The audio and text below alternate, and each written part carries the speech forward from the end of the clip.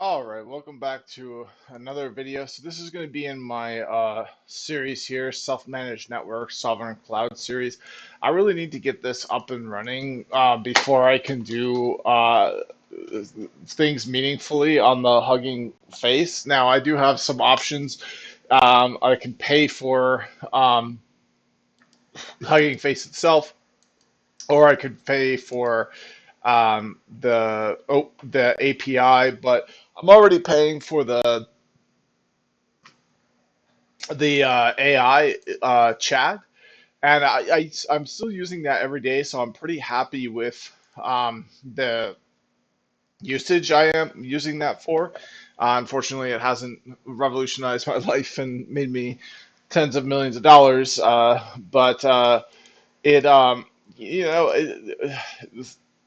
you can nickel and dime yourself to death, right? So like now I have the free hub, and then I can also get free access uh, to here, but you need a pro account, which is not that much, but it you can, as I said, you can nickel and dime yourself to death, and then inference endpoints you're also going to need. So it's yeah, without any income stream coming in that can support this, I just really don't want to add another income stream going out. I just feel like that doesn't make any sense at all. Um, so what I would like to do though is to create a modular sovereign home cloud, and then I can because it's modular, I can upgrade it as things go on, and it's yeah, that's just more exciting to me. I come from a network engineering background anyway, so this is kind of more in my wheelhouse. Um, so yeah, last I left off with this video, I formally ended this series because there's a lot of private information that can be mixed up with this series, and it was just too much of a risk. It still kind of is, but let's continue on anyway. Um, so yeah, I've got all of this working, which was quite a difficult task to get all of that working. Um, so let's uh, let's play with these feeds now. Um, uh, let's give me at least so let me ask the LLM about the feeds. So we're gonna paste this in.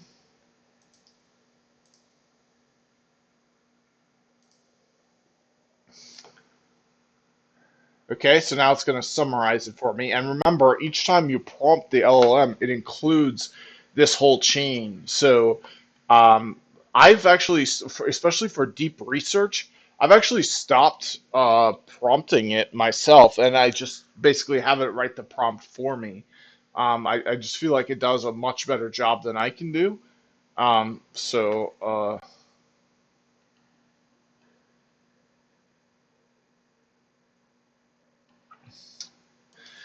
okay, now tell me this. I'm pretty unhappy with the feeds I've experimented with so far. The feeds, FEEDS, from the guide. It should make the context should make it clear. There are some typos, but the context should make it clear. Anyway, I haven't found ones that I really like. Can you help me find some? Can you do research online for which feeds are the best, and then give me a list of feeds I can try?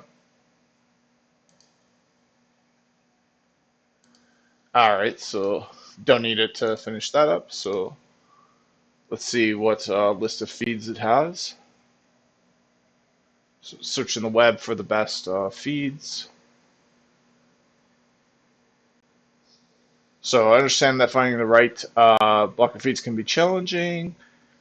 So here's some reputable feeds we might consider. Um,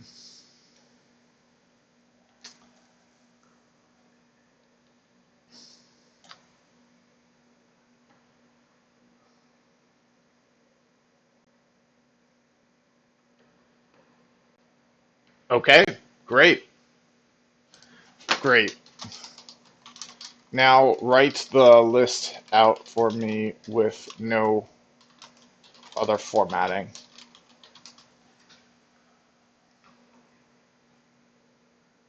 Oh, except um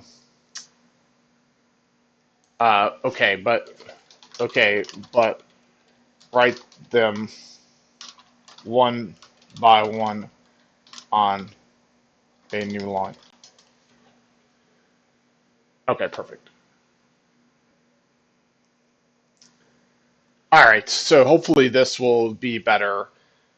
So the block lists start with this emerging threats here. So we've got the uh, DNSBL feeds and then the IP block lists. So I'm going to pause it, be back, and hopefully I'll have a better experience. All right, and now that I'm logged in and have my like password out of the way and stuff, I think it's fine to show this. So like this IP is just my internal, like this doesn't matter. It's not like a public IP or anything. So just I mean, it probably does matter to show the feeds that I'm blocking or not, but let's so now the frustrating thing is it looks like I do have to toggle these off in one by one. It looks like you can toggle them on all with this enable all here. Yeah, so you can toggle them all on if you click this, but you can't toggle them all off, which is annoying. Okay, but luckily that one did not have that many. And that's probably why my experience online has been not so good, since enabling these feeds is I have too many enabled. You have to be very selective in the ones that you enable.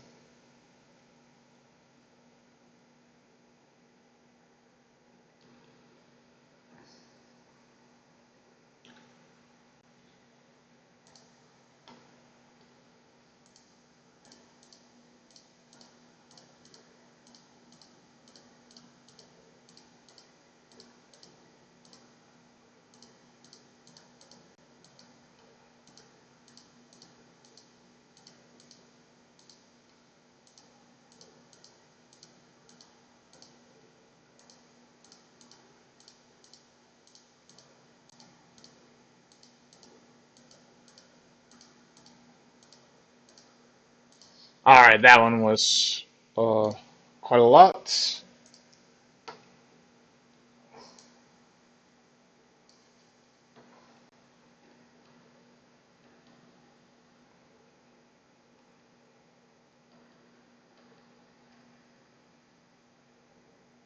Okay, and let me do this in a new tab so I don't lose all that.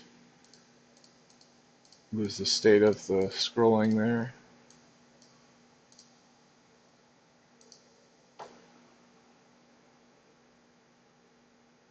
Okay, it won't update, but it should be fine.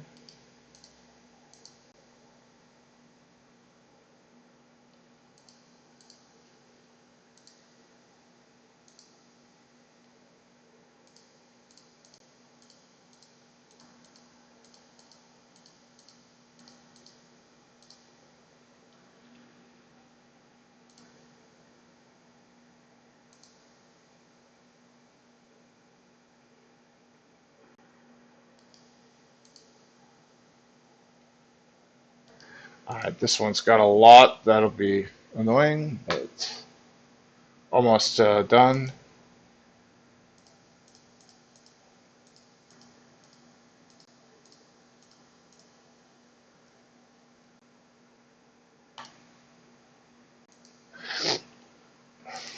Yeah, this is going to be quite annoying. There's probably a way to script this.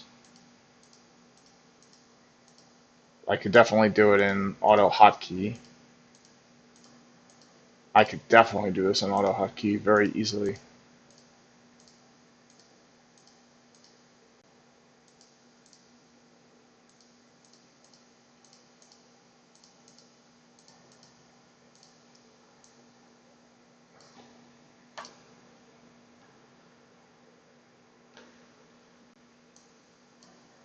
Okay, so that's saved. On to the next ones.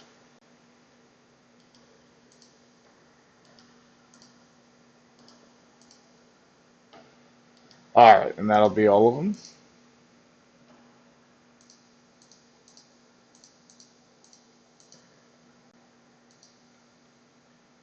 Oh, this is interesting. I was filtering out GitHub. Oh wait, no, I wasn't. I was getting a feed list off of GitHub.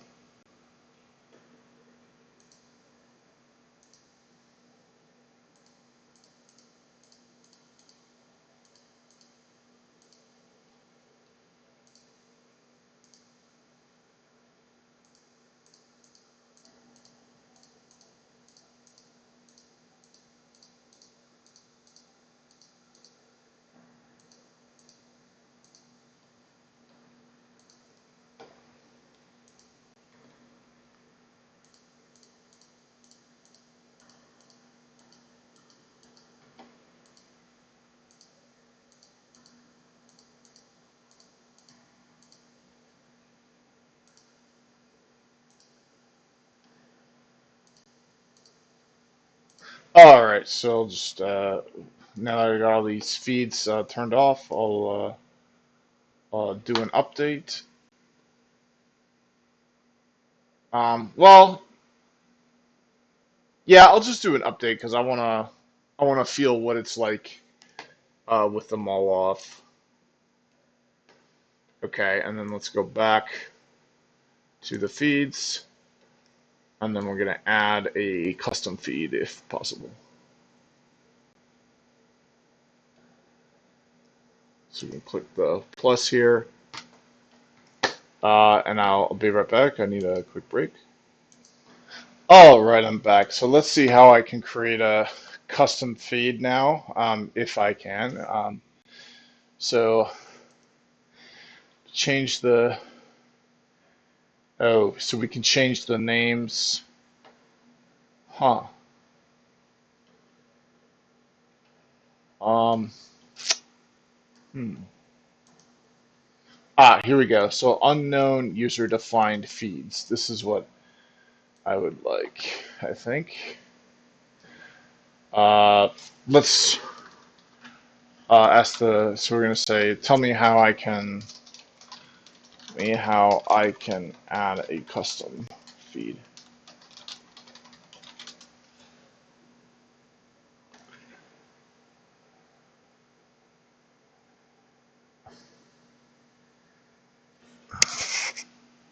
Okay, so we got to add it in the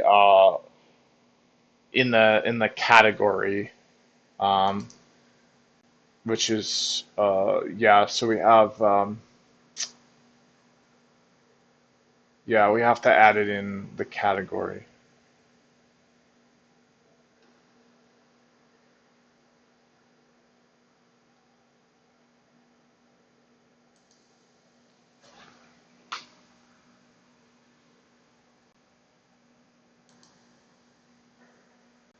All right. Well, I guess we'll rename one.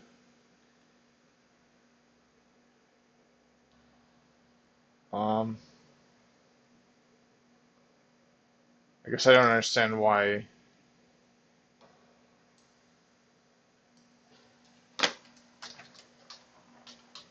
I guess we can rename BBC to something else. Bambenek Consulting, I think is what it stands for.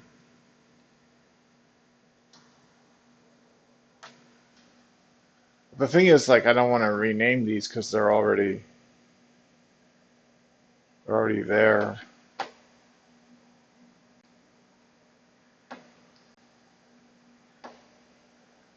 Uh, yeah, I just want to make a unknown user defined feed. Uh,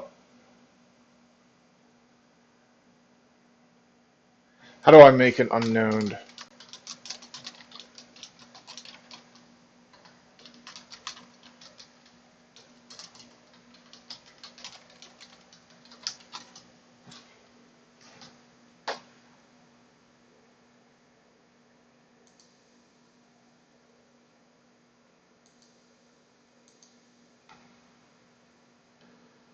click add. So go to here and click add, which the word add doesn't exist, so I guess I'm confused what they mean by that.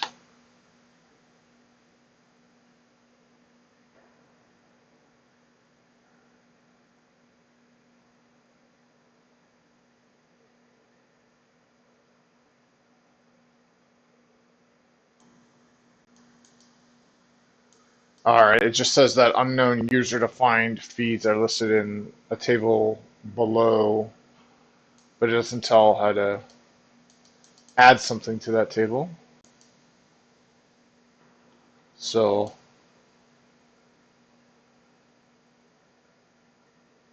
alright, so I guess let's add something to the uh, to this category. So we've got to the IPv4 category. So we've got PR1, PR2, and PR3.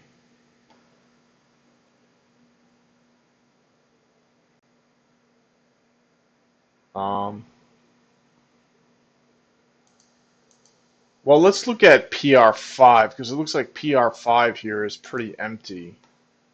There's just one here for PR5. So let's, yeah, we'll keep that off and we'll change this to uh, custom feed. All right, and then add some more. Oh, yeah, so now we can add some feeds. So let's add all of the feeds that the LLM created.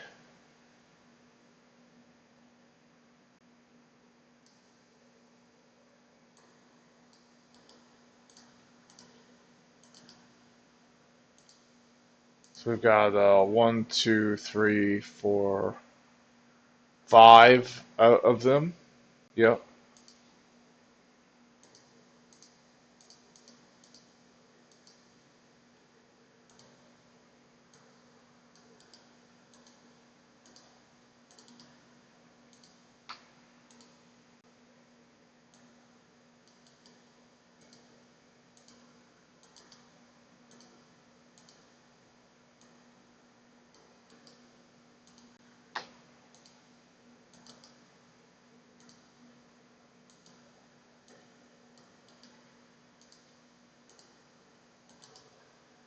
All right, and I guess I might as well delete this. Uh,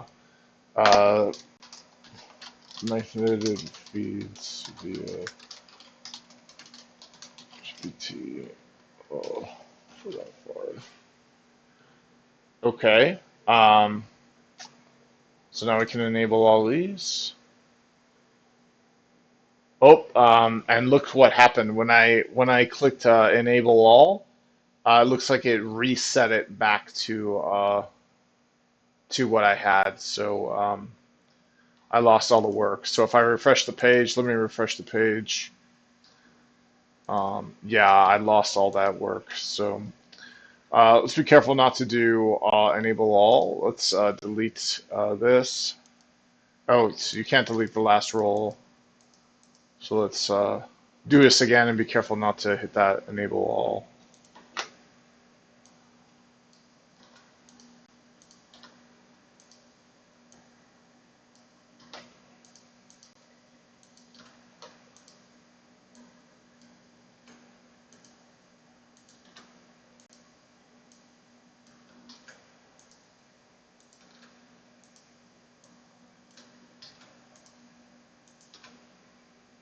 Okay, so now I'll delete this one. Now all these are set to on already, so I'll just change this. As custom feed. Yep, it was saved in there.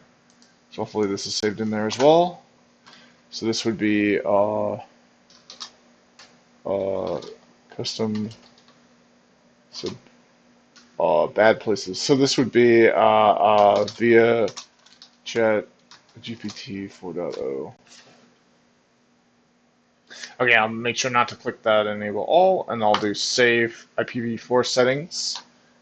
and we have to do a header. So we'll just call it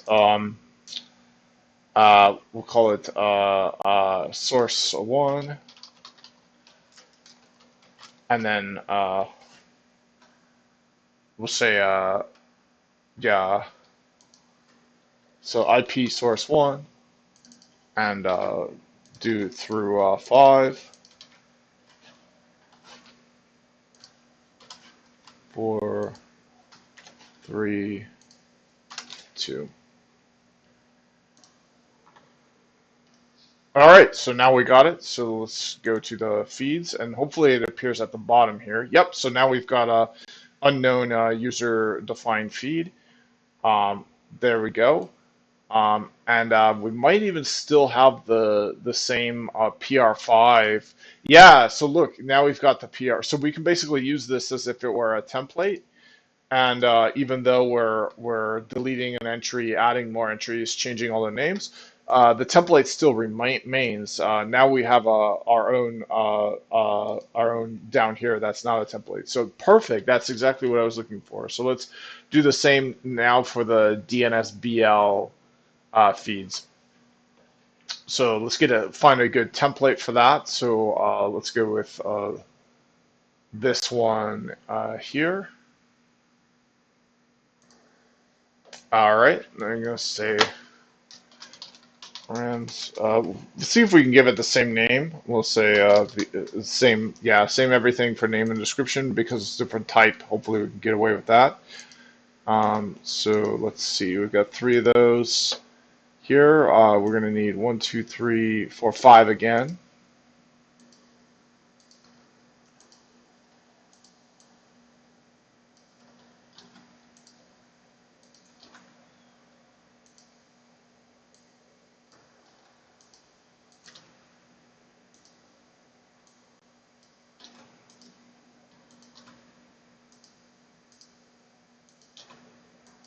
Oops, so something's going wrong with my copy paste. So I'll copy it again, and then I'll paste it with the mouse here.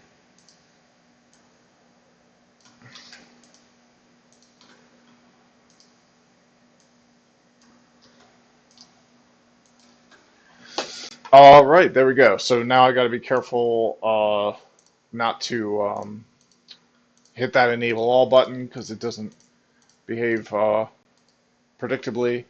And then I'm going to do, so here I did, yeah, IP source. I'm going to do DNSBL source 1 through 5.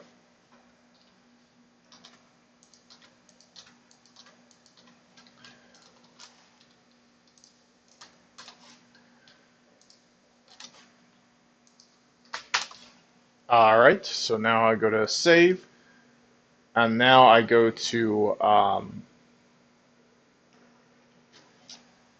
enable those, and hopefully think I'll have a better experience online now. So before I enable them, let's go back to feeds and look at what we got. So yeah, now we've got a IPv4 feed named Graham's Custom Feed. Um, and oh, look at this. So we can have it all under one alias/group, which is good. So I like this. Now we are missing, it looks like we're missing DNSBL source 1. I don't know what happened there. Let's see if we can take a look. Um, so that's IP. Let's go to DNSBL groups, and we can see my group here. So let's edit that group. So we do have DNSBL1. So I don't know what's going on with that. That's interesting. Um,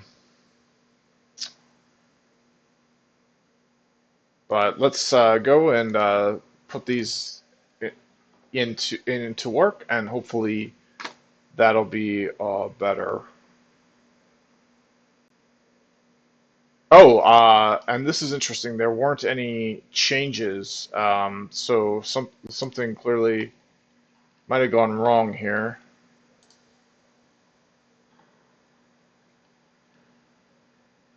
Oh, right. So we've gotta set this to deny both. Yep. And we gotta set this one here to unbound. All right, and now that'll change the firewall rules.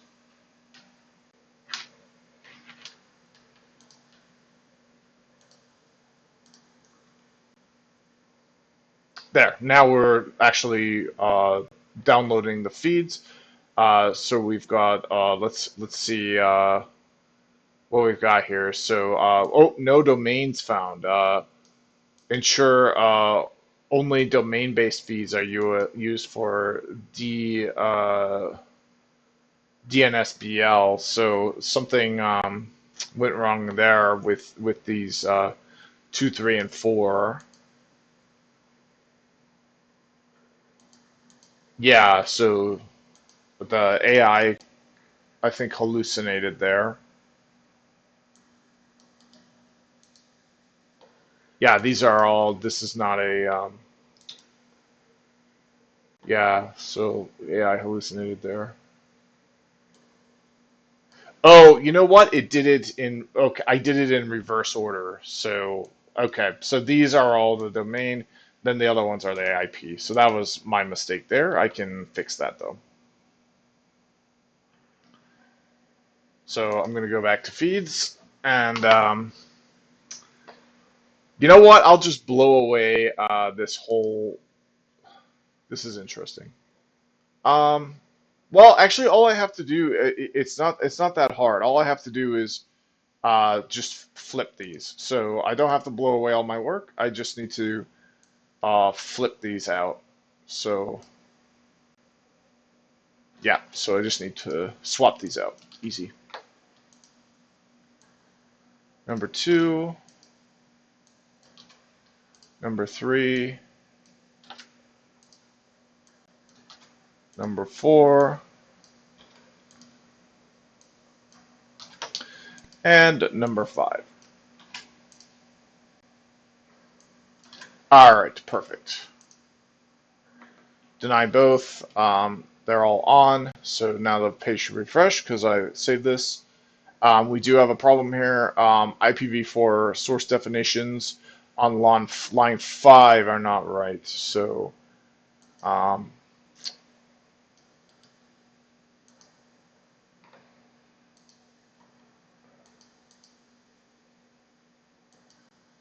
oh, so this one is, um, hmm,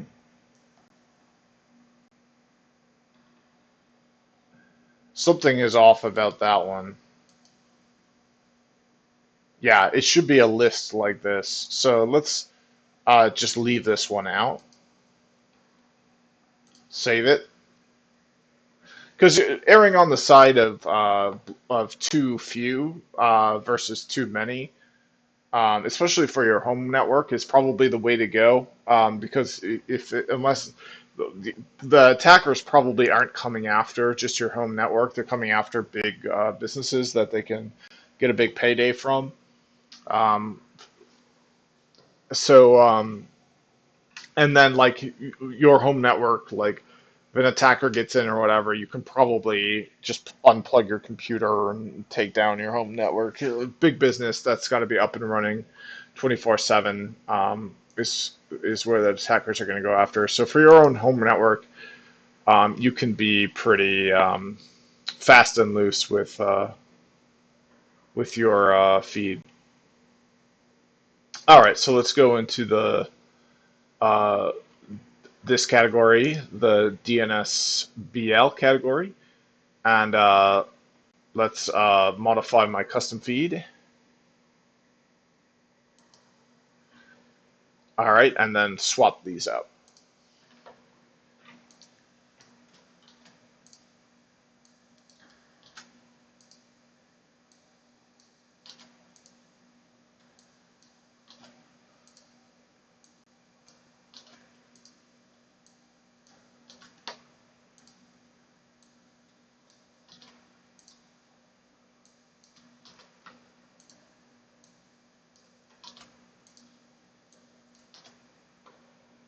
All right, and down to save. Make sure there's not any errors. Everything looks good. So now hopefully things will be better. Yep. So completed. Oh, we got another problem. Looks like the source number three wasn't valid. So this one here, this sorry, this so they 1, 2, 3. So the Cinescore CI bad guys. Well, that is a list of IPs, so I'm not sure what's going there. Um,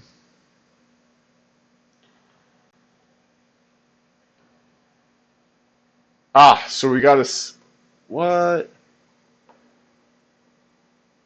Well, it still was a problem here. So this DNSBL source 2, we got an error for. Source 1.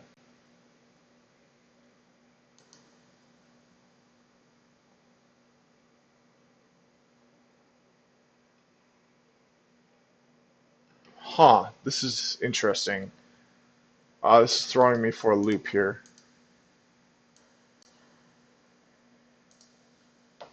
Okay, so here's the IPv4 feeds. So these should all just be addresses. Yeah, so already we've got a problem here. So it looks like the AI hallucinated and didn't divide these up properly between addresses or not. So write me a prompt that I can use for your deep research feature that will procure for me a list of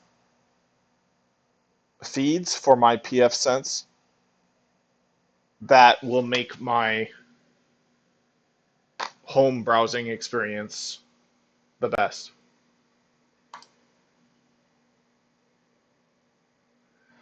All right, so perform deep research to identify and compile a curated high quality list of IP and DNSBL feeds. Yeah, uh, there we go. Perfect.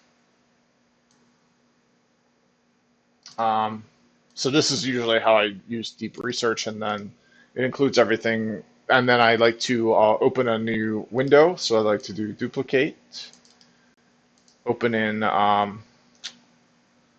deep research. So we're going to do a new one, deep research. Make sure the model's selected. Okay, uh, and then feed this. Just see if I can answer this myself. So yeah, some of these I can just answer myself. So we're going to do IPv4 only for the first one. For the second one, we'll do uh,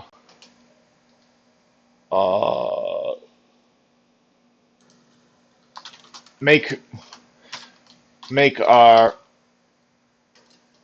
recommendations on what is most important to prioritize based on your research. Derive from first principles the best categories to prioritize. All right. International threat lists. I don't know. Derive this from your research. Your research. I only speak English.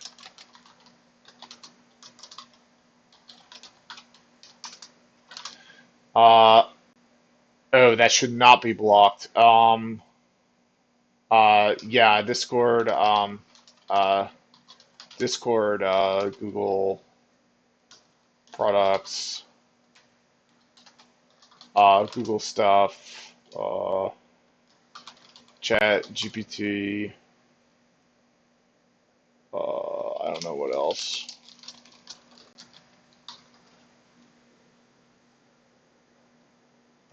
All right. So now it's going to, oh, and it's using 04.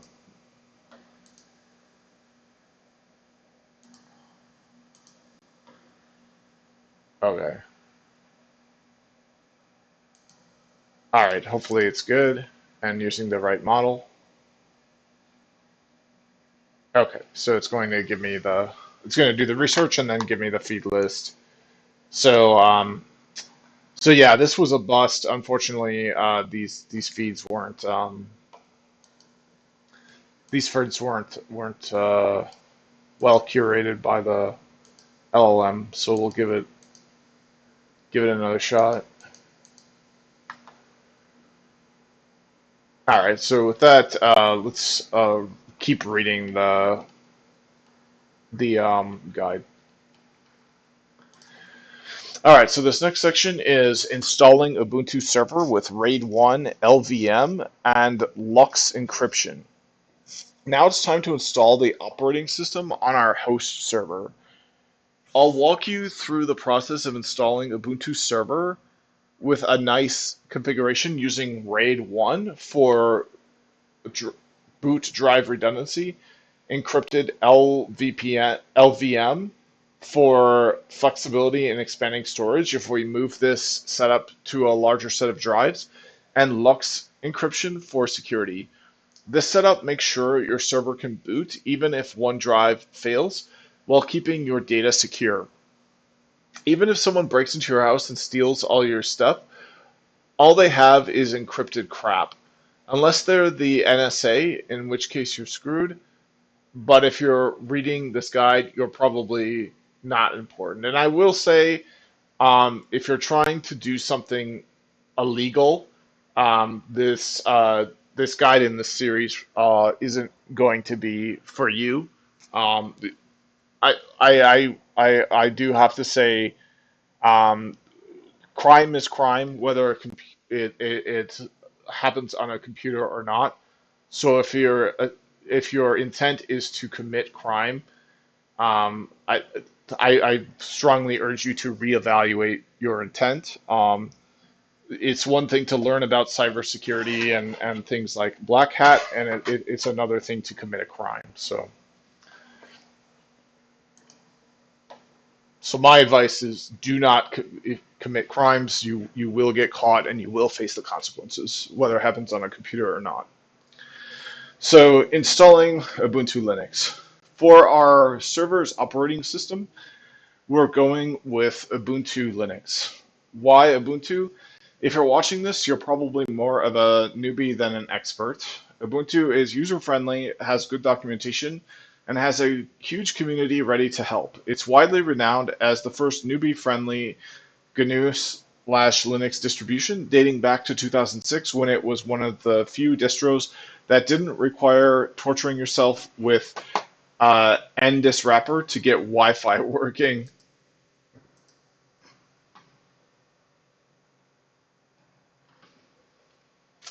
All right, so Robert Story put it best. The huge collection of Linux/BSD systems listed on Distro Watch is a testimonial to how difficult it is to make a decision. However, after spending weeks trying to get XYZ distro to recognize your wireless card, it's really nice to have an OS that just works. Now, things are a little different in the age of AI. It's probably easier to figure that out now. But anyways, imagine having a laptop as your only computer before smartphones with tethering were widely available. You don't have access to a wired connection. Where were you getting your drivers from? Maybe you do have access to a wireless connection, but your only Cat5 cable is 5 feet long and your router is in an unair conditioned garage in the middle of summer. So you go to your 98-degree Fahrenheit garage, sit on the floor, Googling only to find a plethora of threads where elitist douchebags tell you to RTFM to get Wi-Fi to work, and that stands for read the F manual. And they wonder why people used closed source operating systems. In 2005, the concept of anything in GNU/Linux just working was a joke. If you wanted to burn a CD, you had to set up something called SCSI emulation to use the optical drive on your computer. From the ground up, GNU/Linux was fundamentally not designed for normal people. Ubuntu changed that in a radical way that continues to have a reputation for being a newbie-friendly gateway drug to GNU/Linux. It's not the best and it has its flaws, but it is designed and developed with ease of use for normal people in mind. For a beginner's guide, that matters. So why not Arch or Gentoo? I use Arch Linux now, SUSE from 2002 to 2004, and Gentoo from 2004 to 2015. I enjoy making my life difficult for no reason. In my 30s, I've come to realize that I derive sick pleasure from making my life difficult for no good reason, but I wouldn't recommend that for beginners or anyone. With Ubuntu, you get a system that's easy to set up and maintain without the extra hassle, designed to be as idiot-proof as possible and designed for normal humans to use. If you wish to use another distro, go for it. There is no one right way to do any of what I am doing here. So at some point I might want to do that, but that's the point of following this guide is you get something off the ground, you get something working, and like when it comes to like this Hugging Face, like I can serve up a model on my Ubuntu server and get working on this. And then the most important thing is it's modular. If I want to go back and change the OS and change things around, I can do that without taking down everything. I can just work on that one component in isolation without taking down my VPN, without taking down my firewall, without taking down the PC that I have up reading this on. So I want a modular home network that can host services like large language models that I can call with an API as if I were paying for it from Hugging Face or Perplexity or OpenAI or whoever. All right, installing with RAID 1, choosing your OS drive. We're going to be using RAID 1. RAID 1 is a mirroring setup where we will use two drives for the operating system instead of one. This means one of the drives can completely fail and the server continues running. I would suggest that you find not one, but two SSDs for this purpose. We will be using MADM, MDADM, MADADM for RAID. Ubuntu allows you to do this upon install without having to edit configuration files. Okay, so I've got my box of crap here that I will be using, and I don't have a shot of this on the camera, unfortunately, but inside my box of crap, I have a old crappy, good at the time, but crappy now GPU. I have three crappy now, but good at the time, 2 terabyte mechanical drives. So these are actually pretty solid. 6 terabytes of mechanical storage will be like pretty useful. They're crappy now because I have a thumb drive that's 4 terabytes for one, and for two M2 SSDs that plug directly into the motherboard and don't even use SATA or SSD.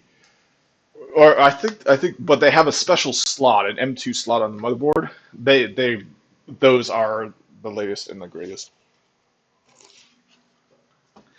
So in addition to that, I have four SSDs.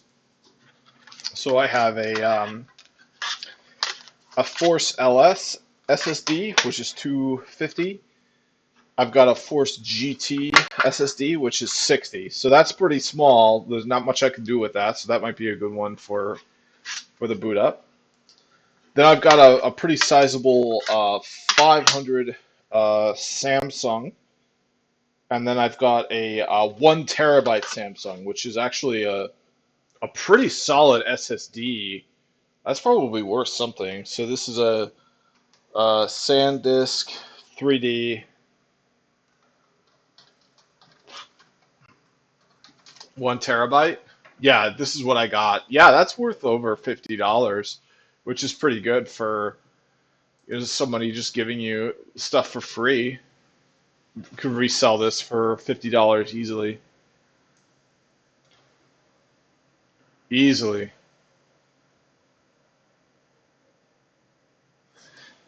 Yeah, so that's the one thing I have that's actually valuable. So I'm not going to use that for just the booting up disks. Um, and even the 500 is kind of valuable. So the 60 and the 40 are the ones I'm going to be using for this. And the 60 is wrapped with some paper, with some. Oh shit! No, that's bad. I don't want to do that. It's wrapped in. It's wrapped in a plastic, but if I peel the plastic off, then I peel the label off, and I can no longer see like the capacity of the drive. So I'm not going to do that.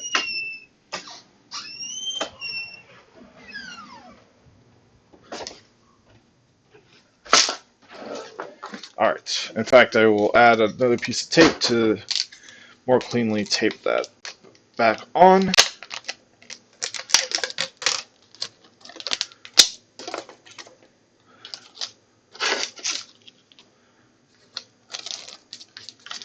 Because I do not want that label coming off and no longer knowing anything about this drive.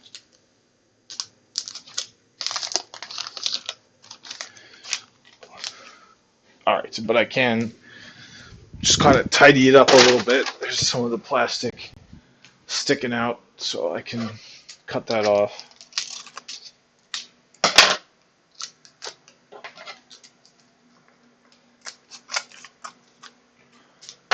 Okay, there we go. Now I've got my 2 drives ready to go for the booting.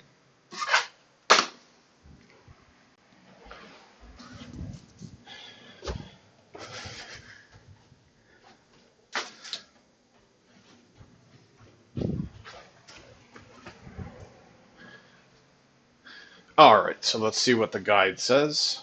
Let's see, a sound check looks good. So the guide says um, installing with RAID 1, choosing your OS drive. So why software RAID instead of RAID 1? This means one of the drives. Okay, so why software RAID using MDADM instead of hardware RAID with a RAID controller card? RAID controller cards are for people with data centers that have hundreds of drives and need maximum performance/resilience for specific applications that want the task of managing these drives separate from the software running the computer. This was also very useful back when machines were powered by Pentium 1 processors. Note, some hardware RAID controllers will give you improvements in performance, but it's not worth the downside. Okay, so you can buy a dedicated controller card for RAID rather than using software. We're going to use software, um, and this is why. RAID controller cards, the hardware that you buy, are for people with data centers that have hundreds of drives and need maximum performance/resilience for specific applications that want the task of managing these drives separate from the software running the computer. This was also very useful back when machines were powered by Pentium 1 processors. So you would want a dedicated RAID controller card because you want something state of the art, and two, because you don't want to tax your resources on your machines and have them run RAID. You don't want to waste the compute power that they have, which was especially important back when machines did not have so much compute power. Note, some hardware RAID controllers will give you improvements in performance. It's not worth the downside. There are controllers where when they fail, you have to replace it with the exact same controller for your setup to work again, aka DiGiorno all over again. Um, Using software RAID like MDADM means you can take drives out of a Pentium 4 and put them into a MacBook, and it'll just detect it and work. It is 2024, and even a 10-year-old computer will do software RAID just fine with no perceivable penalty in performance. So yeah, um, computers are quite powerful nowadays. Now, for anyone that doesn't know this DiGiorno joke here, this is a joke. The idea is, oh, it's not delivery, it's DiGiorno, um, which, the commercials would have you believe you couldn't tell the difference, and DiGiorno was such as good. But the joke here is that it's not delivery, it's DiGiorno, and you can tell delivery would be better. So you ended up in a situation where you wanted something, and you got something inferior. All right, so why not use RAID built into my motherboard? This is called fake RAID. Fake RAID is a cancer. It is not hardware RAID. It is just software RAID by another name. When you create a RAID array using the garbage built into your motherboard, the RAID configuration is sometimes stored in a proprietary format that is only readable by that specific manufacturer's RAID implementation. I used the word sometimes because it depends on your system. I have no idea what system you have. I have three systems to work with, but two of them I will use for this. The third one is a quite noisy Blade server that I don't want running in this room unless I am doing something with it. So that's my home lab, and I don't want to have to spend hours setting up my home lab again. It's for GNS3. It's for studying for certification exams. So when I'm not actively studying for an exam, I have it shut down. When I am studying for an exam, I can boot it up in uh, 10 minutes or so. All right. So yeah, I've got two systems here. I haven't decided which one I will use for this, but I could use one or the other. Um, so I'll have to see specifically what I have with them, and that'll probably narrow down my decision right there, just based on the components that are in each of them. And I might actually have to go and buy special components. Hopefully not. Hopefully I have everything, but we'll see. All right, so when you create a RAID array, uh, yeah, so I use the word sometimes because it depends on your system.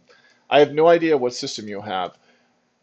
I want all of the people reading this to have a system that works if they transfer these drives to another system, not some of you. It costs you nothing to use MDADM, which offers certainty of compatibility when you transfer these drives to other hardware. When certainty and uncertainty have the same price, all other things being equal, I'll take certainty. Yeah, I love this guy because it's nice to hear his opinions on this stuff. That makes a lot of sense. MDADM software RAID is a standardized system that transfers across computers. I am not using hardware RAID. I am using whatever RAID is in the BIOS of your computer because I have no idea what they are using or whether it is something standard or something that will be aggravating later. If you have to take these drives and put them in another computer, there will be less hassle using software RAID than there is using hardware RAID. It's literally plug and play. While you may have to use a live CD to run grub-install to register the bootloader with the new machine's UEFI, which is the boot partition, but the RAID part will work at least. All right, so drive recommendation for OS. We're going to have two drives for RAID 1.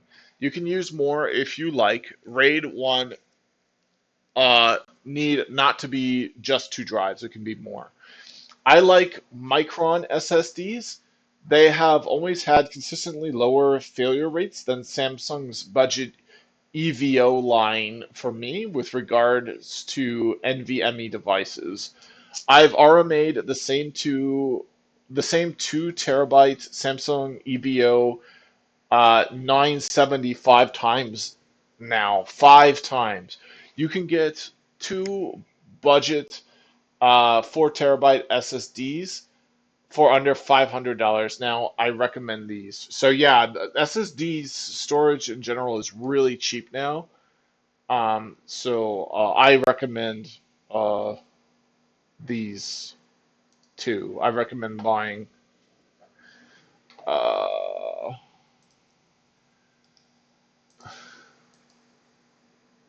yeah, exactly. Oh, yeah. This is exactly you. This is yeah. These are really really good. But the thing with these though is you do need that M slot. So it depends on your motherboard. If you have a motherboard that doesn't have the M slot, you can't use these. It's a M.2 slot. So you just have to look at your motherboard. It'll be printed on the motherboard that it has this slot.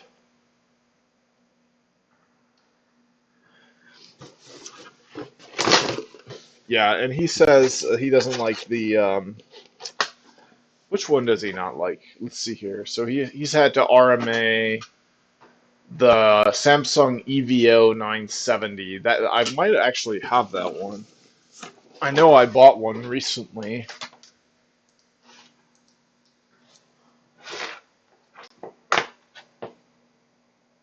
So I have a portable SSD. Let's see what I have for the M2.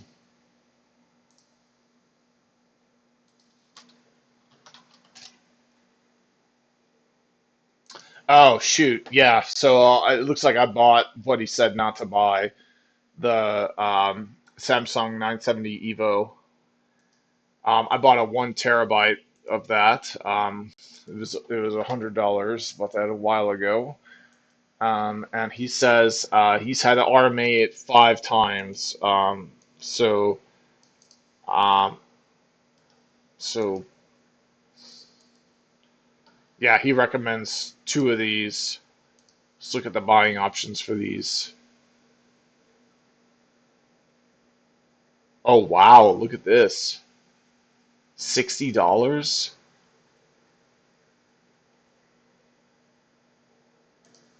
That's crazy. For 4 terabytes? What?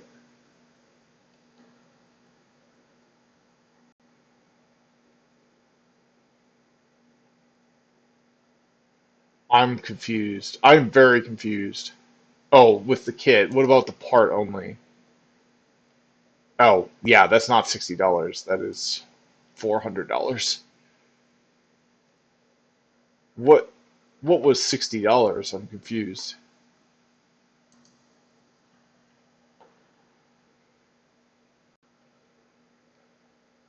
Literally nothing in this link costs $60. Everything costs hundreds and hundreds of dollars. All right, well, that makes no sense. All right, so Amazon is typically pretty solid. Yeah, so you can get two of these, and it'll cost you less than 500, which is an insane deal. 8 terabytes of storage, like laser, like man, that is a good deal. Um, oh, look at this. The 1 terabyte that they have too is way less expensive than the one I got too. Well, I screwed up. That's what I get for not reading the guide. But that was a while ago. That was before this guide was even on my radar. But I'm just going to go with what I have. I'm kind of scripting and saving for money right now, so I can't. And that's again like this is all modular. A year from now, I move to another house in another state. I take my lab with my Sovereign Home Network with me, my cloud network, and I have some extra cash. Then I upgrade at that time. It's all modular. I don't have to. I can just swap it out basically. It's just the boot partitions. All right, so he recommends those. I recommend these two. That is quite good for 4 terabytes M2, but I'm going to be using my Force LS and my Force GT. These are SATA 3 drives. One is 60 gigabytes and the other one is 240.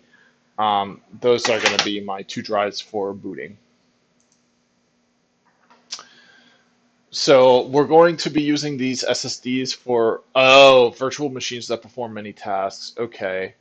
Well, never mind. I better not use these then. SSDs for virtual machines that perform. Here are some of the storage intensive ones.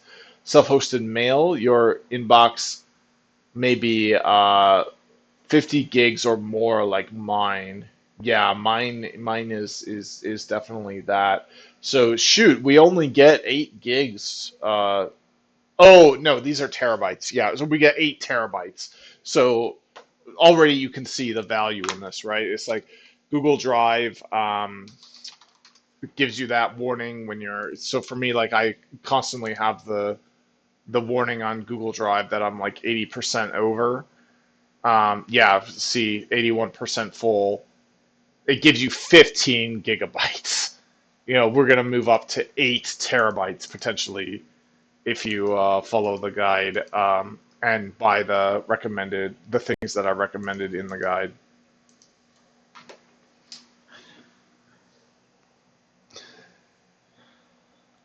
So yeah, your Google Drive will go from 15, assuming you're just using the free tier like I am, to uh, 8,000.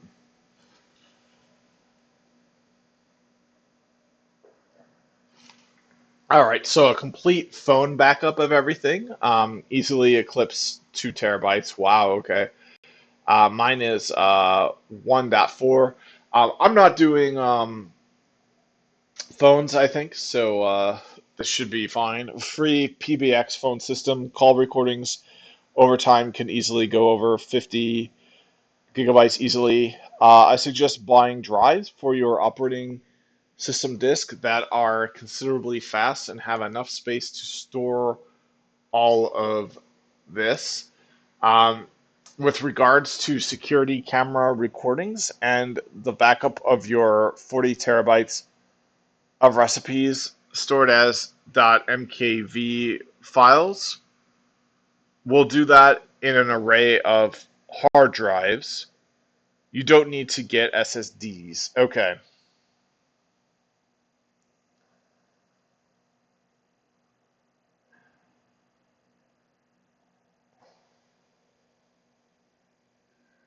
All right, so I should definitely not use these small disks for that.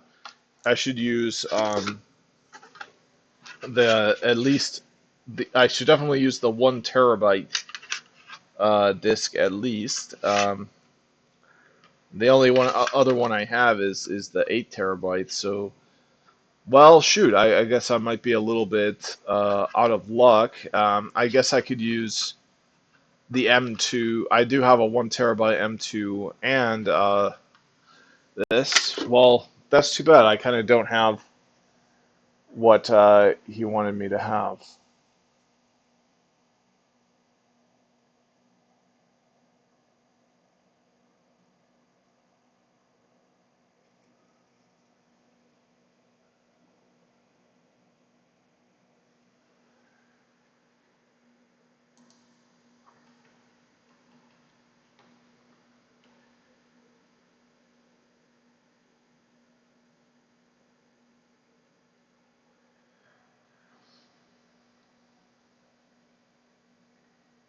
All right, so yeah, so moving on. RAID is not backup, so I'm gonna need drives for this. I have uh, a lot of drives, but I'm not sure if I have any drives that are good for this project. Uh, let's see here. This one, does this have M2? No, this one's really old. This computer was.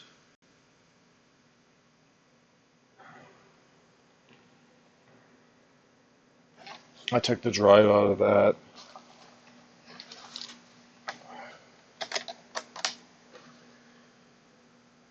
Yeah, this computer doesn't have any M2. Oh, it does have an M2 slot. This motherboard has an M2 slot. But I took the. But there's no M2 in there. Uh.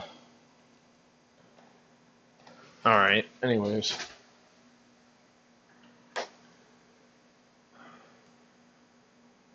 Alright, so. Anyway, so RAID is not a backup. Important notice, RAID 1 is not a backup. Many people incorrectly believe that RAID 1 is a backup. It is not. RAID 1 sets up your machine so that the operating system is installed on two drives rather than one, with each drive being an exact mirror of the other. This way, if one drive fails while you're using your server, it will still run. Think of RAID 1 like the green goo you can put in your tire to plug up a hole or a spare wheel, allowing you to limp to a service center for repairs. Here are a few reasons why RAID 1 is not a backup. Backups allow you to restore your system if you accidentally mess something up. RAID 1 is a perfect mirror, so it applies to everything you break. Number two, RAID 1 means you're attaching two hard drives to your computer to install the operating system on instead of one. These drives are both connected to the same computer. If your computer's power supply fails and sends incorrect voltages to the drives, both get fried. Number three, when one drive in a RAID 1 array fails, the other one often fails soon after, especially if they're the same brand and were purchased at the same time. And number four, RAID 1 works so well that you might not notice when one drive fails until the second one also fails, leaving you with no data. So note, MDADM does work well enough that you won't tell when a drive fails. Later in this guide, we're going to set it up so that your machine is constantly checking and emails you the moment there's any issue with your drive using MDADM's monitor command. All right, so step-by-step installation guide. What you should have now, so you should have two identical SSDs. So an example of that would be a Samsung 870 EVO, which I think I have. Uh, oh, I have an 850 EVO. And then I also have so I have a Samsung 850 EVO. I have a SanDisk, and I have two Core Stars. So, and these are all unique drives. I don't have any drives that are identical, that are also solid state drives. So you definitely need solid state drives, he says, and you definitely need identical ones, which I don't have. So, I guess what I could do is see if I can get uh, another SanDisk 850. Um, but he's saying bigger will be better since here we'll be using this to back up everything on your phone and many other things. So I do have this SanDisk 1 terabyte. Oh yeah, so this is my SanDisk. I also have the 850 EVO, but that's only 500. But let's look them up, both of them up on Amazon. So the Samsung SSD 850 EVO. Let's see what that costs.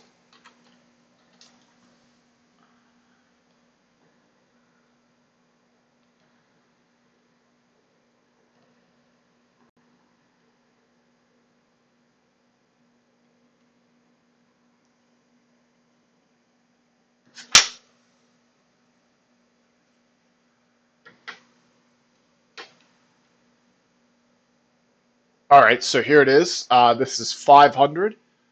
Um,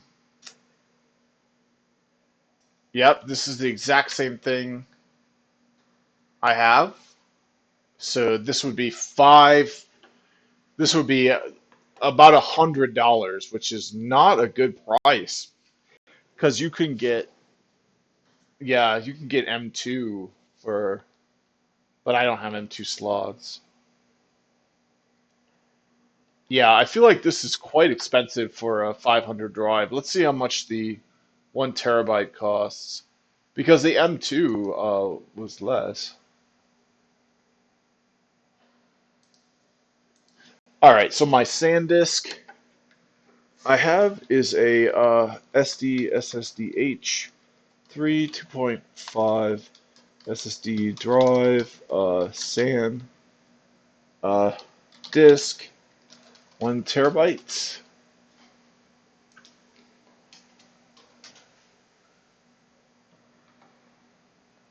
Oh, I like the price of that a lot better.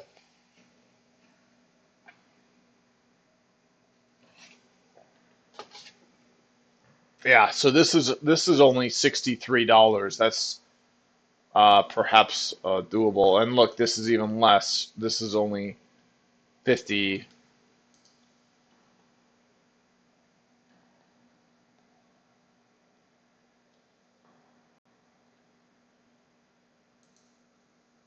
All right, so this is the winner, chicken dinner. This is the so it says it's a plus. That's I have an ultra, so I guess I gotta be careful with that. So uh, they have to be identical.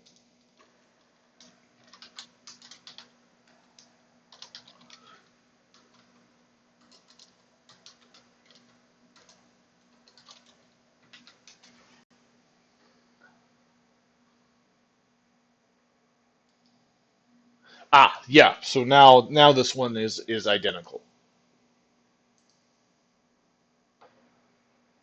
and still a great price.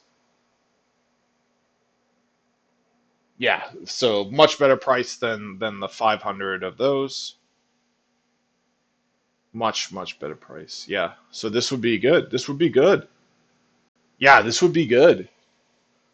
If all I have to do is get this for $63 and I'm in business. And I got 2 terabytes to play with rather than the 15 gigabytes I get from Google Drive.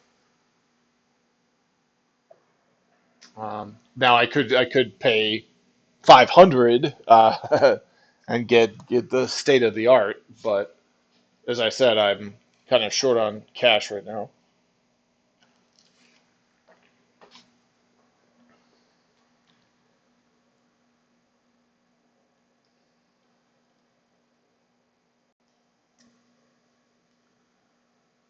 That is very tempting. I'll think about it. And yeah, so okay, so for 60 less than $65, I could have 2 terabytes, two of those. Um,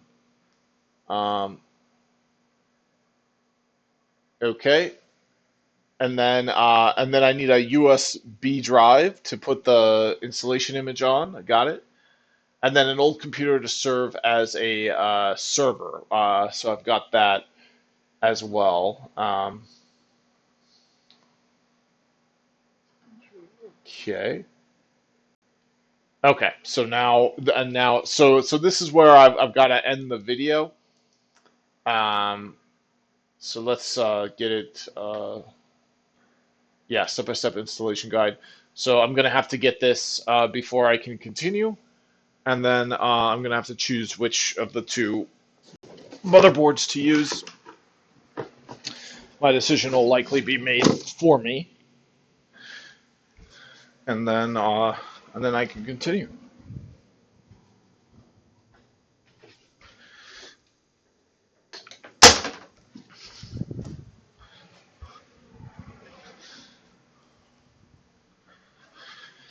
All right, so yeah, this unfortunately I have to end here because I can't continue until I get my two identical SSDs. And I do not have two identical SSDs right now. I have four SSDs that are all different from one another. Uh,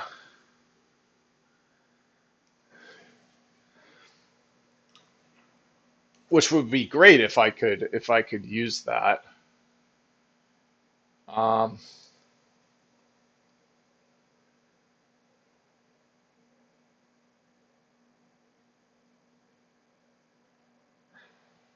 the other thing that sucks about this is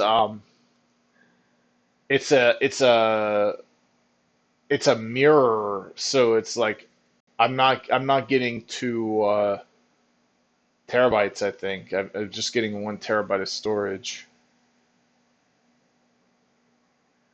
Yeah, so a phone backup can eclipse 2 terabytes. So I won't even have enough for a phone backup.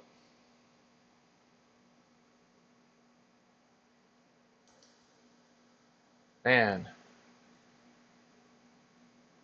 Well, I'll have to think about it. I'm tempted to impulse buy this, but I'm strapped for cash for one, and for two, this might not even be a good enough solution. It might not be enough space to just use to to have that. But honestly, I think this is the right solution. But but yeah, I'll think about that later. For now, that's the end of this video.